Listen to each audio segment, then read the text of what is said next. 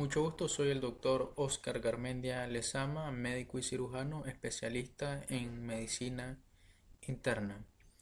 El día de hoy vamos a hablar sobre generalidades de la diabetes.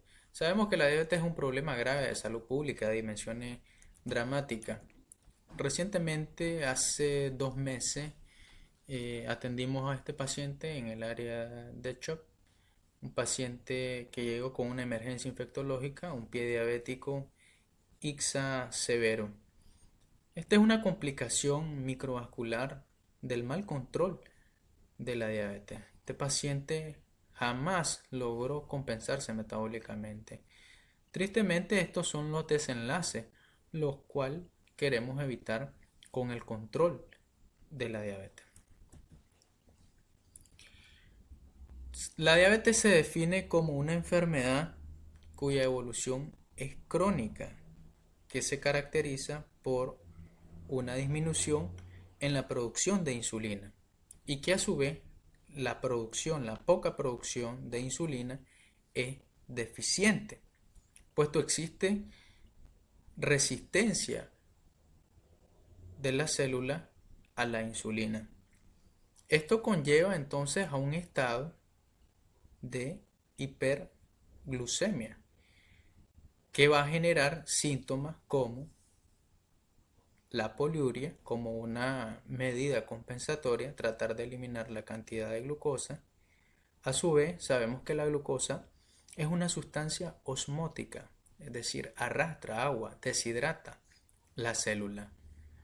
Se echarán a andar mecanismos compensatorios, entonces estimulando el hipotálamo para generar sed en nosotros y querer ingerir líquidos para poder compensar. También sabemos que lo que estamos ingiriendo no se puede utilizar, ¿ya? Porque la insulina no está haciendo su acción y vamos a requerir entonces la necesidad, nos vamos a ver obligados a ingerir más alimentos para obtener energía, adenosín trifosfato. Y en una etapa más avanzada, pues en donde ya hay pérdida de peso por un hipercatabolismo, sobre todo de las proteínas. La diabetes también está constituida por el síndrome metabólico, lo vamos a ver más adelante, y síndrome vascular. En la actualidad, la diabetes es una enfermedad vascular. Entonces hablábamos sobre la resistencia a la insulina. Existen diferentes componentes de la resistencia a la insulina, tales como la hiperinsulinemia, un método compensatorio inicialmente para tratar de compensar, ¿no? Si uno ingiere grandes cantidades de carbohidratos, lo lógico es que forcemos nuestro páncreas para que incremente la secreción de insulina para poder compensar la ingesta de carbohidratos. Sabemos que dentro de la resistencia a la insulina, pues hay elevación de la proteína C reactiva, es decir, hay una inflamación, un daño a nivel endotelial generalizado. Existen también fenestraciones, daños del endotelio que, que conllevan entonces a activación de las plaquetas. Estas forman el tapón plaquetario, ¿ya? Y pueden también incurrir en complicaciones macrovasculares como los infartos del miocardio. También hay estados de hipercoagulabilidad por activación del daño endotelial. Existe también daño a nivel de la circulación renal que de forma temprana va a iniciar a filtrar microalbuminuria. La obesidad, uno de los principales factores de riesgo para la diabetes. También el hígado graso de origen no alcohólico, la hipertensión arterial se suma, la dislipidemia, tanto hipercolesterolemia y hipertrigliceridemia. Y bueno, la hiperglucemia. Como recordaremos, el páncreas tiene dos funciones. Una función exocrina, que es la que participa en la digestión, liberando el ácido clorhídrico, liberando el jugo pancreático, en donde existen, liberan enzimas como la amilasa pancreática, la lipasa pancreática, ¿ya? Pero también tiene una función más importante, diría yo, sin menospreciar la exocrina, que es la función endocrina, es decir, la que vierte directamente a la circulación. Y está dada por los islotes de Langerhans con sus diferentes tipos de células. Principalmente pues hablaremos sobre la célula beta pancreática o la célula beta pancreática. Su función pues es sintetizar, producir una hormona compuesta por 54 aminoácidos llamada insulina, que a su vez participa en la absorción, transporte, distribución y almacenamiento de la glucosa a nivel de la célula. Vemos entonces que dentro de la epidemiología hemos citado en la novena edición de la Federación Internacional de Diabetes del 2019, en donde para este 2019 se reportaron 463 millones de personas con diabetes. Se espera que para el 2045 haya incrementado hasta un 51%, es decir, que esperamos tener 700 millones de pacientes diabéticos para el 2045. A nivel de América Central y América del Sur, este 2019 cerró con 32 millones de personas con diabetes, y de acá al 2045 pues se estima que incremente hasta un 55% y llegaríamos entonces a los 49 millones de pacientes con diabetes. Es alarmante para, para los pacientes ya el, el ver, ¿no?, que para este 2016 la Organización Mundial de la Salud ya determinó 1.6 millones de muertes solo por diabetes. Ya, y en el 2012 se reportaron 2,2 millones de muertes solo por incremento de la glucosa, es decir, en estado de hiperglicemia.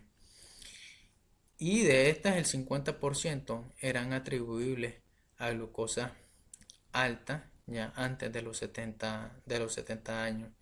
Es decir, que hay una alta tendencia a fallecimiento a edades tempranas por la diabetes. Para el 2016 la Organización Mundial de la Salud situó a la diabetes como la séptima causa de muerte. A nivel nacional, en nuestro mapa nacional de salud en Nicaragua, este 2019 la diabetes cerró como la segunda causa de enfermedades crónicas más frecuentes, solo superada por la hipertensión arterial. Vemos también que ocupa un lugar muy importante, ocupa el tercer lugar de causas de defunción para este 2019. El Seguro Social en el 2018 logró captar 1.605 trabajadores. De estos, el 73% son hipertensos, eran hipertensos, y el 27% son o eran diabéticos. Hablemos un poco sobre la fisiopatología de la insulina. Tocábamos que la insulina cumple diferentes funciones. Sabemos que actúa no solamente a nivel de los carbohidratos, sino que cumple funciones también a nivel de los lípidos y de la proteína. No, sabemos que inicialmente pues, se almacena a nivel hepático la glucosa 6-fosfato, y pues posteriormente se puede almacenar en forma de energía, principalmente a nivel de la mitocondria, y pues tiene diferentes funciones. produciendo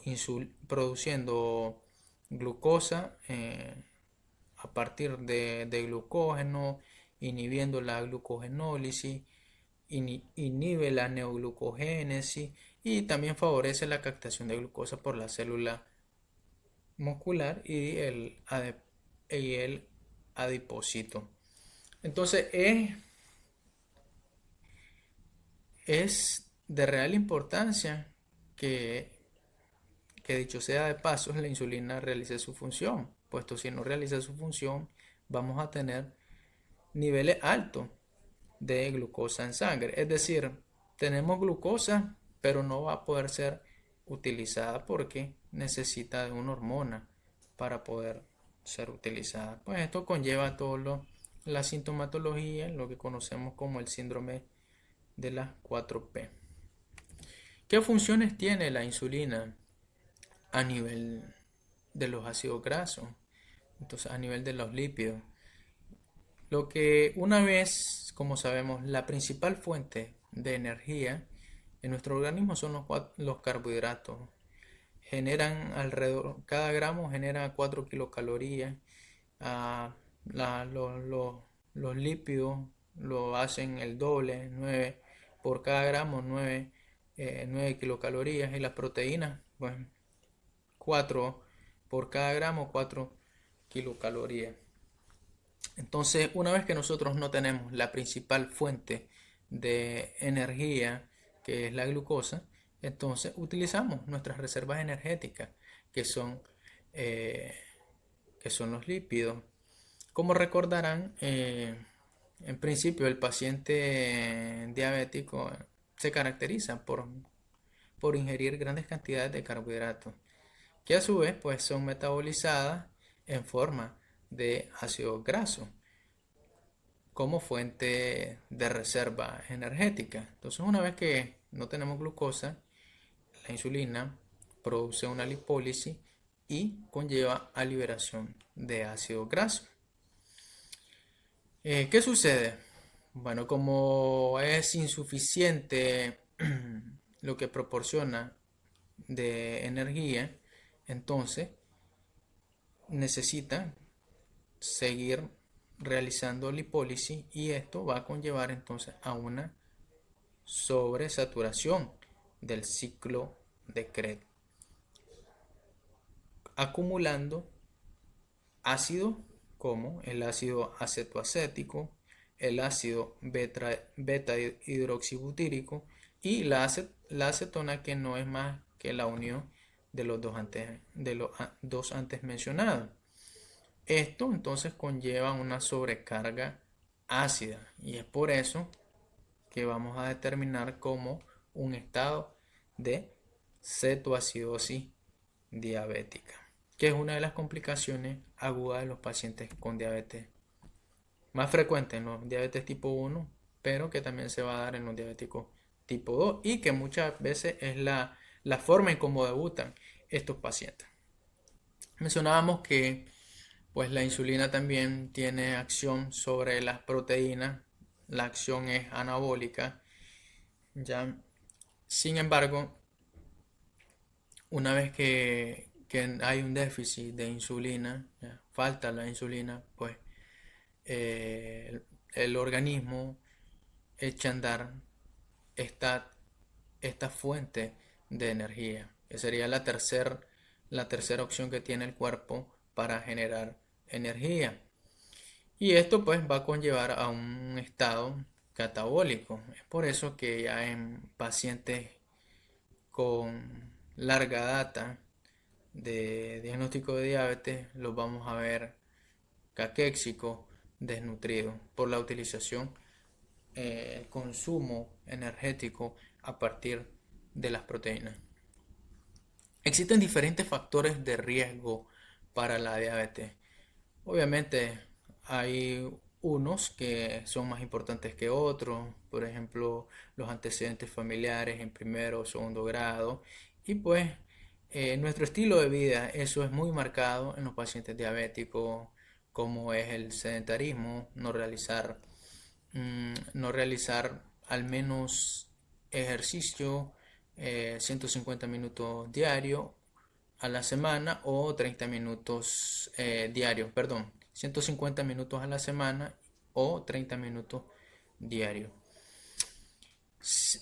También el índice de masa corporal es importante cuando hablamos de sobrepeso. Un índice de masa corporal mayor de 25 se ha visto en diferentes estudios que es donde inicia a haber incremento de los niveles de glucosa. El perímetro abdominal, importantísimo. Sabemos que es aquí a nivel abdominal donde se almacenan los ácidos grasos. Entonces, la obesidad abdominal es uno de los principales factores de riesgo para diabetes, y no solamente para diabetes, sino para el resto de enfermedades vasculares. El punto de corte del perímetro abdominal para diabetes, como factor de riesgo para diabetes en las mujeres es mayor de 80 centímetros y en los varones es mayor de 90 centímetros. Pues en la actualidad pues sabemos que el estar en la urbanización es un factor de riesgo, pero que también a nivel rural pues se viene incrementando los casos, la incidencia de pacientes con diabetes, puesto que los campesinos están vendiendo todos sus productos y eh, vienen a la ciudad a comercializar, ¿verdad? Y están ingiriendo mayor cantidad de productos industrializados que contienen un sinnúmero de preservantes colorantes que incrementan o favorecen los estados de hiperglicemia. Es importante también dentro de los antecedentes obstétricos si ya la paciente, en este caso las mujeres, tuvieron un antecedente de diabetes gestacional, ya eh, se valora a las 6 semanas del puerperio, se realiza una hemoglobina glicosilada para poder determinar si va a ser o no diabética. Recordemos que el estado de embarazo, si bien es cierto, bueno, hay quienes consideran como un estado patológico, la verdad es que se liberan diferentes hormonas que son diabetógenas, puesto que eh, lo que hacen es inhibir la liberación de insulina. Aquí el lactágeno placentario, el cortisol, la progesterona, los estrógenos son hormonas que inhiben la liberación de insulina. Pues y eso conlleva un estado, ¿no?, de hiperglucemia. También de interés a aquellos pacientes que tuvieron un antecedente de ser macrosómico, ya es un factor de riesgo para desarrollar en el futuro diabetes.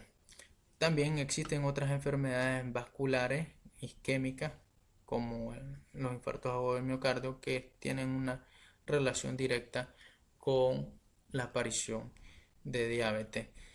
Y pues otros factores como la resistencia a la insulina, la alcalosis nígrica, el ovario poliquístico, enfermedades, cánceres también pueden conllevar a elevación de los niveles de glucosa. Pero bueno, estos son factores de riesgo, así como la hipertensión, la hipertrigliceridemia, el colesterol high density lipoprotein o colesterol de alta densidad o colesterol bueno menor de 40 también es un factor de riesgo, así como el analfabetismo. Dentro de la clasificación, la Sociedad Latinoamericana en su reporte del 2019 pues la contempla en 4 grupos: diabetes tipo 1, el diabetes tipo 2, la diabetes estacional y otros tipos específicos de diabetes. Pues tal vez no los mencione todos, pero sí hacer mención que existen defectos genéticos a nivel de las células beta, que existen también anticuerpos que van contra los islotes del ángel, anticuerpos contra la insulina también, que existen enfermedades ya de origen tumoral, que existen enfermedades endocrinas, por mencionar algunas: el hipertiroidismo, el feocromocitoma, la acromegalia, el síndrome de Cushing, que van a llevar entonces a la aparición de de un descontrol metabólico, aumentando los niveles de glucosa y que puede ser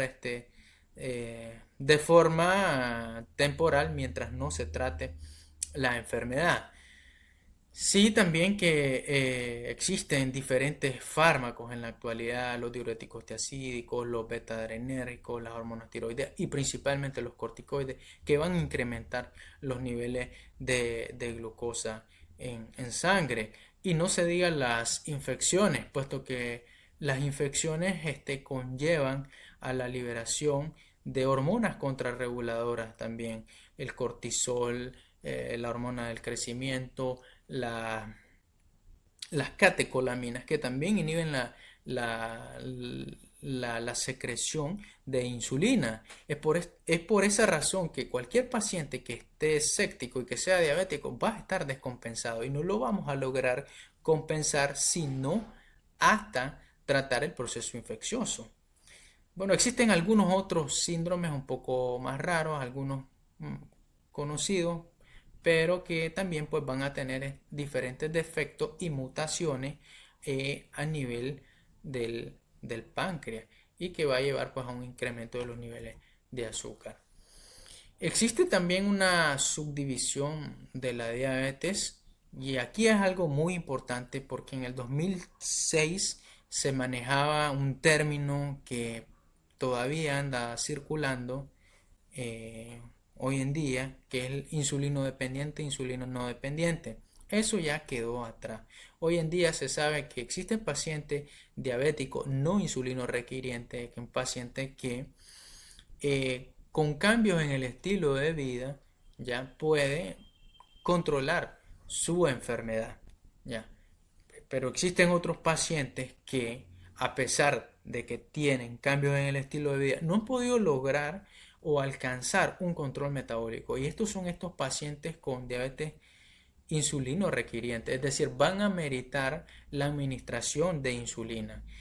Puede ser que estos pacientes hayan tenido tratamiento con hipoglicemiantes orales, pero no haya funcionado y también tomando en cuenta una hemoglobina glicosilada mayor de 9, pues son pacientes que requieren sí o sí la administración de insulina. Los diabetes tipo y el diabético insulino requiriente para sobrevivir, pues aquel paciente que ya tiene una larga data de ser diabético y con múltiples comorbilidades en el que pues ya utilizó todas las reservas que tenía y ahora para poder subsistir depende sí o sí de la administración de insulina. Existen diferencias entre diabetes tipo 1 y diabetes tipo 2. Dentro de las características, la edad de comienzo en el diabético tipo 1 es joven, el diabético tipo 2 ya es una persona adulta. La verdad que no existe hoy por hoy una edad para determinar. Hay quienes hablan que menos de 30 puede ser diabético tipo 1, mayores de 30 puede ser diabético tipo 2. La forma de comienzo en el diabético tipo 1 es aguda, en el diabético tipo 2 es insidiosa. Generalmente venimos diagnosticándolo cuando ya tienen complicaciones, van al médico cuando ya hay un daño que puede ser micro o macrovascular.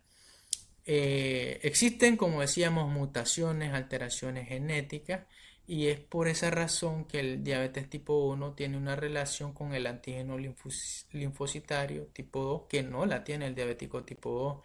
Anticuerpos que se secretan contra los antilotes de Langerhans se dan en la diabetes tipo 1 y no en la diabetes tipo 2. La secreción de insulina es total en el diabético tipo 1. Eh, hay una destrucción más del 90% de las células eh, de los islotes de Langerhans. En el diabético 2 no es presente, pero sí vamos a ver que a medida que evoluciona la diabetes va habiendo una pérdida ya de los islotes y se van a volver insulino requirientes cuando haya una destrucción mayor del 70%. En el fenotipo, las características físicas del paciente diabético tipo 1, delgado, el diabético tipo 2, por lo general su contextura física o está en sobrepeso o es obeso, lo que hablábamos, el insulino requiriente es el diabético tipo 1, no, el diabético tipo 2 puede ser no insulino requiriente o puede llegar a requerir. Insulino resistente se va a dar en el diabético tipo 2, ¿ya? Y el que tiene respuesta, obviamente, a los antidiabéticos orales, puesto tiene reserva de islotes de Langerhans, va a ser el diabético tipo 2. Esto no funciona en el diabético tipo 1, pues ya no tiene reserva. Y la predisposición a cetoacidosis diabética es una de las complicaciones agudas, es más frecuente en los pacientes diabéticos tipo 1. Sin embargo, hay pacientes diabéticos tipo 2 que nos debutan con cetoacidosis diabética y hay que tenerlo en cuenta. Existen dos etapas de la diabetes tipo 2. El paciente normoglicémico, que vemos aquel paciente que es potencialmente a tener una intolerancia a la glucosa, que tiene factores de riesgo, y el paciente que ya te viene con hiperglicemia. Dentro de las complicaciones que mencionábamos, ya decíamos las agudas, el estado de cetoacidosis. En la cetoacidosis vamos a tener niveles de glucosa mayores de 250, la presencia de cuerpo cetónico, principalmente el beta hidroxibutirato mayor de 3,8, ya sérico, y vamos a tener también presencia de acidosis, deshidratación, ¿ya? Pero la osmolaridad plasmática en este caso va a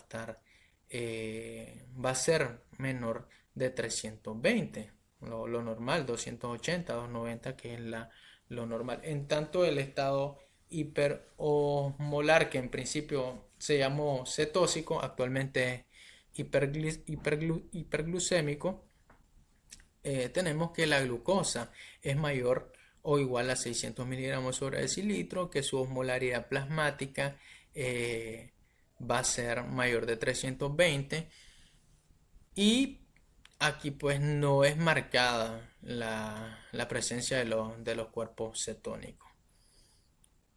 Y pues cuadros también que podemos tener con los pacientes diabéticos, las hipoglicemias son bastante frecuentes, sobre todo cuando inician tratamiento farmacológico.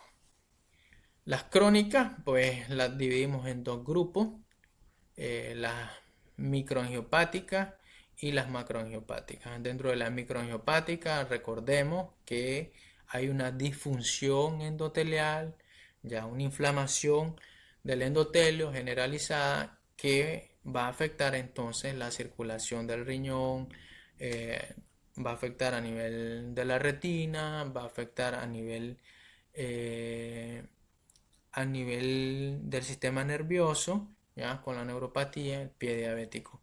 Y la macroangiopatía, las complicaciones cardiovasculares, tanto como cardiopatía isquémica, insuficiencia cardíaca y enfermedad vascular periférica, así también como los eventos cerebrovasculares. Tocarnos un poquito sobre las etapas de la nefropatía diabética. Si usted diagnostica o tiene un paciente con factores de riesgo para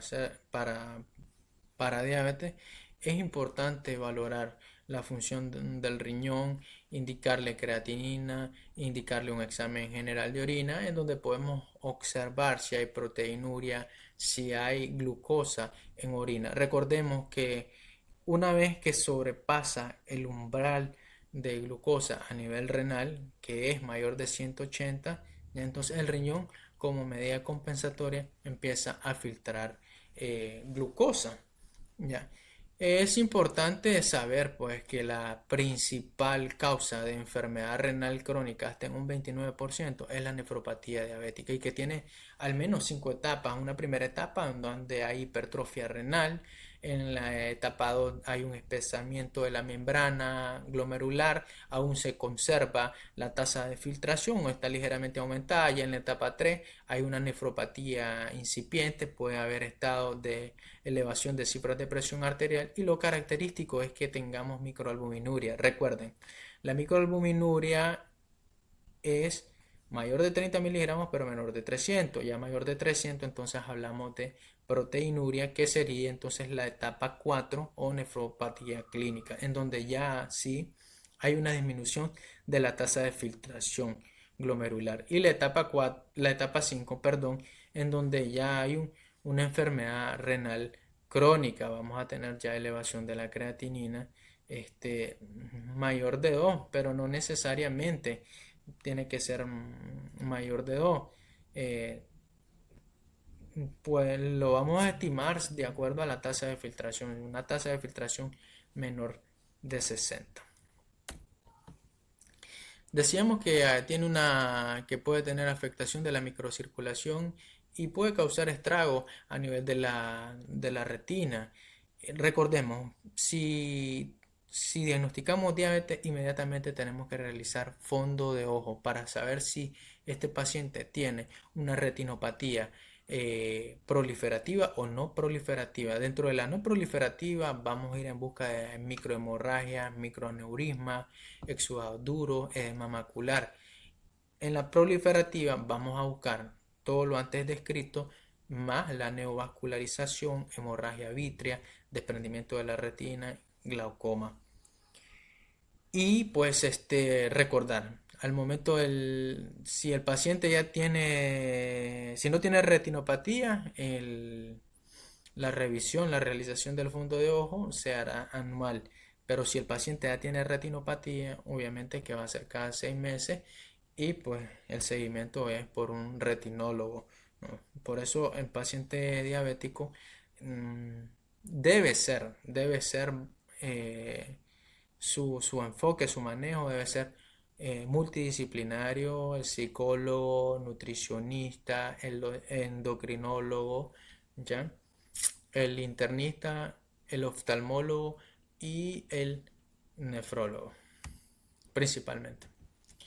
De los síntomas, pues hablábamos ya parte de cada uno de ellos, que puede también precede los estados de hiperglicemia preceden a los procesos infecciosos. Eh, Figúrense que la hiperglicemia a nivel a nivel de la vía urinaria causa inhibición de los macrófagos, pues esto permite, ¿no?, la proliferación bacteriana y pues, las infecciones de vías urinarias. Es por eso que todo paciente diabético se considera inmunosupreso, ¿ya? Porque los estados de hiperglicemia tienen una inhibición directa sobre el sistema inmunológico, favoreciendo entonces las infecciones y sobre todo las infecciones oportunistas, las infecciones por hongo. Dentro de los criterios diagnósticos ya salieron las últimas guías de la Sociedad Americana del 2020. No ha variado, así se mantienen los mismos criterios diagnósticos. Sabemos que sí o sí queremos diagnosticar diabetes, debemos de realizar una hemoglobina glucosilada cuyo punto de corte es mayor o igual a 6,5. ¿Ya? Sin embargo, si no contamos, podemos auxiliarnos de la glucosa en ayuna con un periodo de al menos de 8 horas. Tiene que ser esta mayor o igual a 126, o podemos realizar también un test de tolerancia a la glucosa en aquellos pacientes que tengan factores de resistencia a la insulina. Lo que se recomienda es realizar con 75 gramos de glucosa nidra disuelta en agua, ¿ya? Y pues esperamos que medir la glucosa plasmática después de 2 horas y esta sea mayor de 200 miligramos sobre decilitro.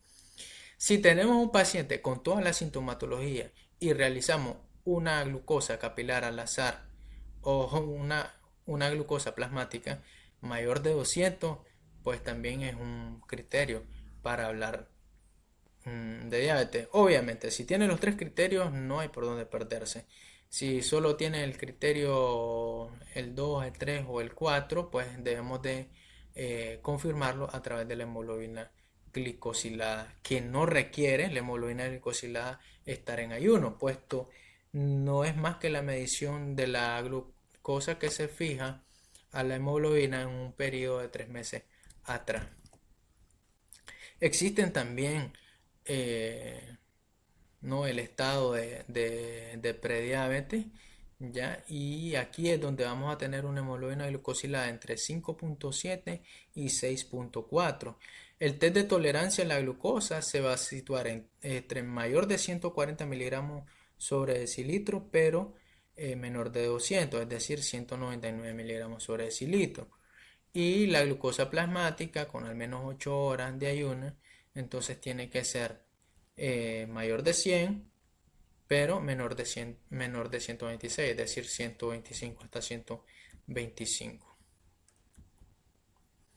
Entonces, como ven ustedes, el control glucémico se considera el principal objetivo terapéutico para la prevención del daño orgánico y de otras complicaciones de la diabetes. Esto es algo que nosotros en la consulta externa debemos de manejar. ¿Cómo sabemos nosotros cuáles son nuestras metas de control metabólico para los pacientes? ¿Qué le pedimos nosotros a un paciente que ya fue diagnosticado diabético? Estas metas son metas generales porque existen también metas individualizadas y lo vamos a ver. Entonces, de manera general, la meta es una hemoglobina glucosilada menor de 7. La glucosa la glucosa capilar en ayuna debe de andar entre 80 y 130 miligramos sobre decilitro. La Sociedad Americana de Endocrinología, pues ellos hablan de 90 y menor de 90 a 140, pero nos vamos a quedar con la ADA que dice entre 80 y 130. ¿Por qué ellos piden un poquito más alto? Porque hay pacientes que son más sensibles, sobre todo los pacientes que son obesos, requieren mayor cantidad de glucosa, ¿ya?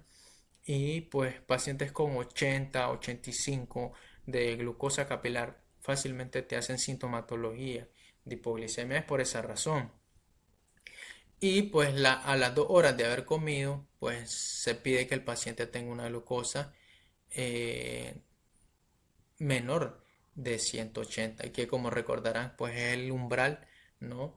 de, de glucosa, el umbral renal de la glucosa. Entonces, sin embargo, ¿verdad? ¿Cuándo es que nosotros podemos decir que vamos a ser más estrictos o podemos ser menos estrictos? Entonces, si el paciente tiene diferentes factores, si el paciente tiene factores potenciales asociados con hipoglicemia o efectos adversos, entonces tenemos que ser menos estrictos, menos estrictos. Es decir, podemos entonces no necesariamente pedir o llevar a una hemoglobina glicosilada 1C menor de 7 o igual a 7.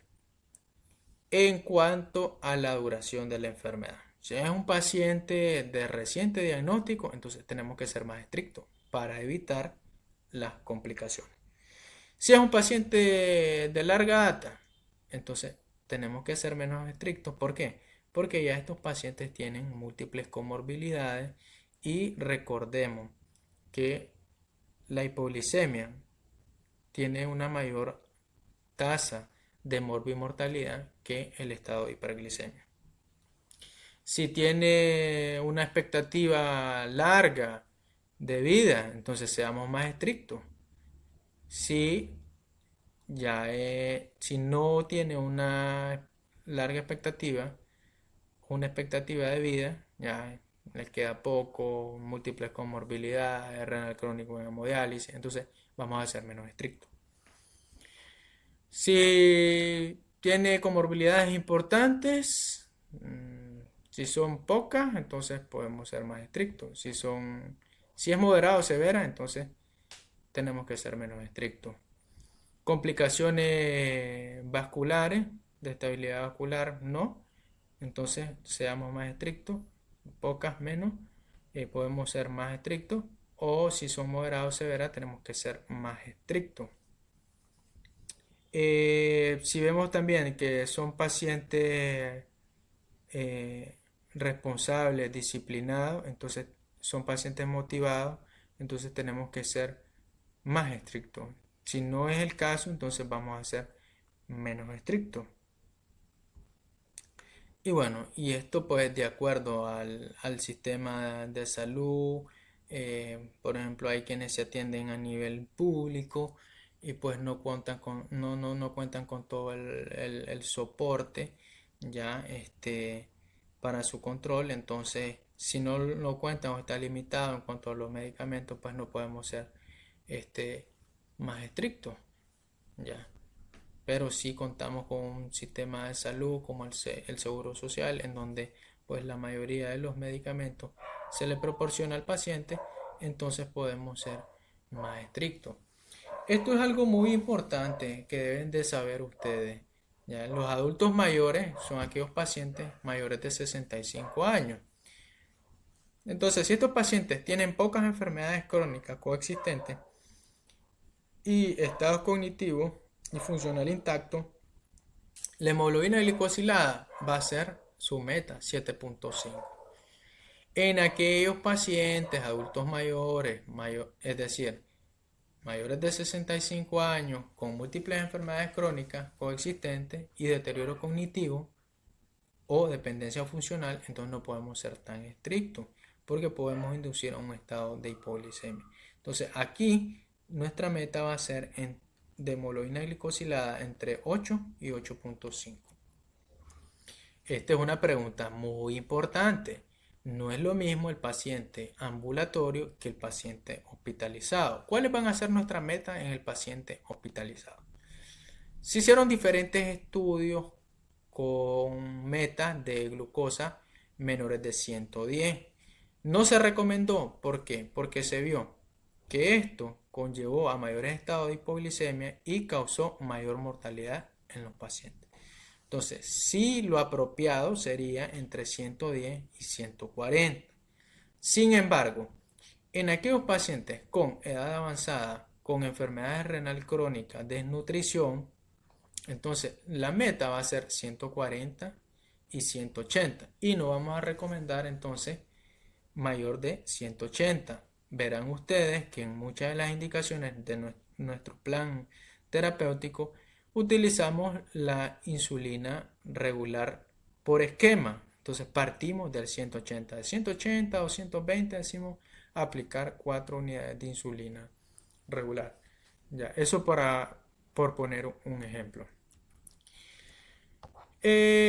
No es el tema como tal, pero sí es importante que lo sepan. Ya la diabetes es tan amplia que podríamos hacer 3 clases solo de diabetes, pero sí hablemos un poquito sobre el algoritmo del control glucémico. Entonces, vemos nuestra meta, decíamos, de hemoglobina glicosilada para aquellos pacientes que son disciplinados y que no tienen factores de riesgo o factores de riesgo, perdón, para realizar hipoglicemia, entonces los podemos llevar a menor o igual a 6,5. Sin embargo, aquellos pacientes que tienen factores de riesgo para hipoglicemia o que no son disciplinados, entonces la meta va a ser mayor de 6,5. Recordemos, uno de los pilares fundamentales, creo, el principal, ya así es, en los pacientes con diabetes son los cambios en el estilo de vida. Ese es el primer paso, los cambios en el estilo de vida.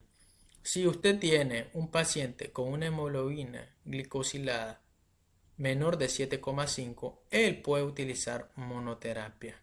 Entonces, sigue siendo en la actualidad la primera línea de tratamiento, ya lo que es metformina.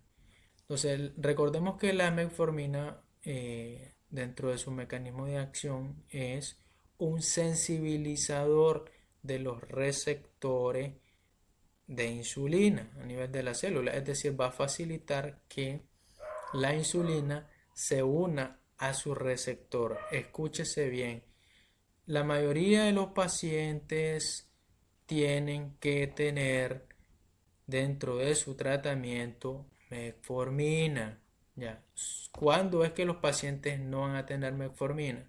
Cuando tengan una tasa de filtración menos de 30 o que tengan hepatopatía crónica, cirrosis hepática, lo cual pues es un factor predisponente para cuadros de hipoglicemia o efectos adversos, sobre todo los gastrointestinales, ya o que hablemos también sobre una anemia megaloblástica por déficit de vitamina B12. Recuerden, la metformina inhibe el factor intrínseco, ya el cual es necesario para la absorción de vitamina B12. Entonces, como decíamos, el primer línea de tratamiento es la metformina.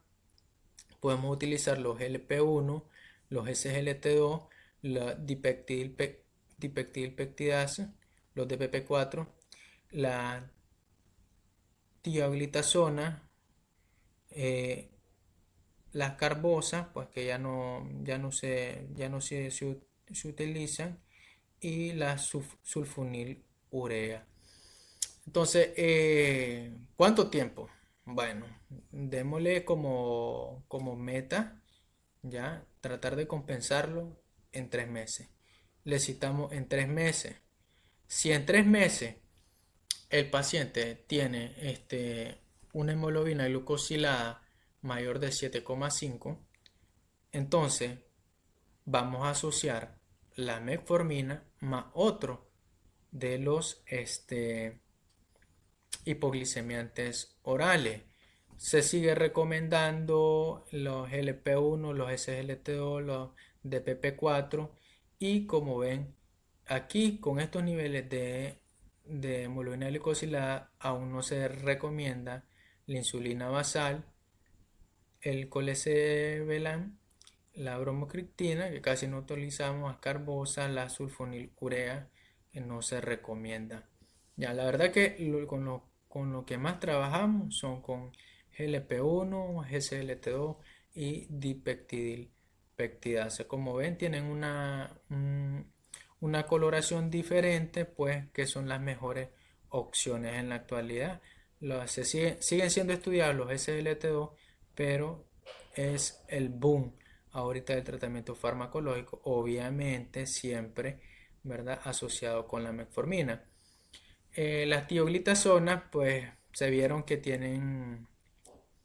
obviamente, pues tienen efectos a nivel cardiovascular que no son deseables, insuficiencia cardíaca, predisposición, es por esa razón que están en desuso. Y bueno, valoramos en 3 meses y si en 3 meses todavía continúa mayor de 7,5, entonces nosotros vamos a hacer uso de un tercer medicamento. Y si es que después de los 3 meses no hemos alcanzado el 7,5 y es mayor de 9, ya, entonces si el paciente si no está sintomático, podemos continuar con la eh, doble terapia o triple terapia, perdón. Y obviamente si hay síntomas, ya saben, polixia, polifagia, poliuria, entonces iniciemos insulina. ¿Ya? Entonces, eh, ¿cómo vamos a iniciar la insulina? Pues podemos iniciar, vamos a hablar de la más conocida, ¿no? De la insulina NPH. O, sí, de la insulina NPH. Entonces, tenemos acá un escenario, hemoglobina glicosilada menor de 8, Entonces la dosis va a ser de 0.1 a 0.2 unidades por kilo. Le doy un tic. Bueno, sabemos que de esta cantidad los dos tercios van a ser en la mañana y un tercio va a ser por la tarde. Entonces, la dosis total lo vamos a multiplicar por 0.66 y eso va a ser los dos tercios que se van a aplicar en la mañana. Y de la dosis total lo vamos a multiplicar por 0.33 para saber el tercio el tercio que va a ser la cantidad de insulina que se va a aplicar por la tarde. Entonces, si tenemos hemoglobina glucosiladas mayores de 8, pues entonces calculemos las de 0.2 a 0.3 unidades por kilo.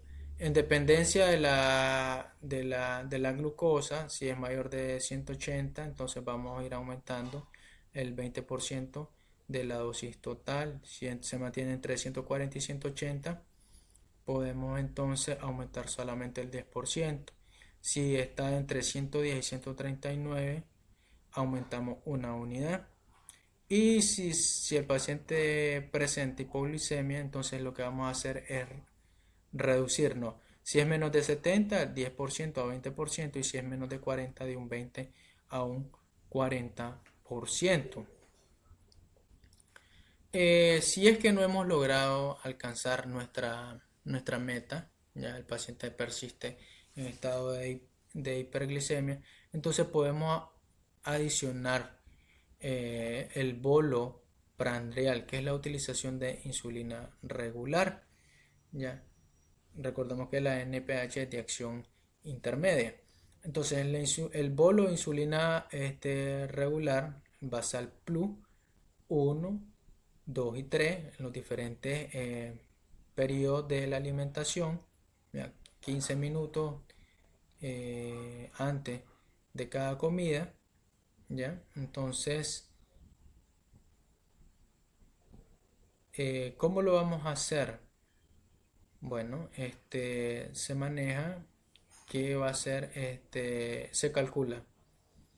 Podemos iniciar con 5 unidades o calcula un tercio de la dosis de la insulina basal, es decir, de la insulina NPH, y ese tercio lo va a fraccionar entre con el desayuno, con el almuerzo y con la cena. Ok, aquí nada más. Bueno, y si es que esto lo puede hacer de una forma, con 5 unidades, o hay quienes también te recomiendan que sea el 50% basal de la dosis calculada, ya el 50% insulina NPH y el 50% de forma pandreal. Ok. Bueno, gracias por su atención. Recuerden que en la diabetes la falta de educación es tan grave como la falta de insulina. Ha sido un placer. Espero esta charla les sirva de algo.